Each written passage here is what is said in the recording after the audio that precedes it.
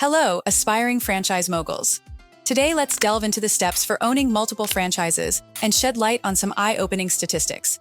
But first, please give this video a like, press the subscribe button, and ring the notification bell so you can stay in the loop about crucial information that can benefit your business. It's interesting to note that according to a study in 2020, nearly 30% of franchise owners in the US own more than one unit. This showcases the potential growth opportunities within the franchising sector. Step 1 for how to own multiple franchises. Start with one. Before diving into multiple units, master the process and operations of one franchise. This initial venture will give you the experience and understanding needed to expand later.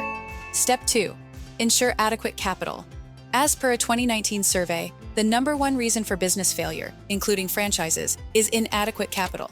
Ensure that you have the finances to cover the initial franchise fee, setup costs, and working capital for each unit you plan to open. The average initial franchise fee in the United States, as of 2021, ranged between $20,000 to $50,000, depending on the industry and brand. And this doesn't include other costs, such as inventory and employee salaries. Step 3. Establish a solid management team. As you expand to multiple units, it will become impossible to manage all the day-to-day operations yourself. Building a trustworthy and efficient team is essential. Step 4. Choose the right franchises. While diversifying across industries can reduce risk, there's also a benefit in sticking to a particular niche. It can streamline operations and increase expertise. However, be sure to conduct thorough market research before making a decision. Here's an interesting statistic. In 2020, the fast food industry accounted for nearly 40% of the franchising market share in the United States. This indicates the popularity and potential profitability of this sector. However, it also hints at higher competition. Step 5. Negotiate multi-unit deals.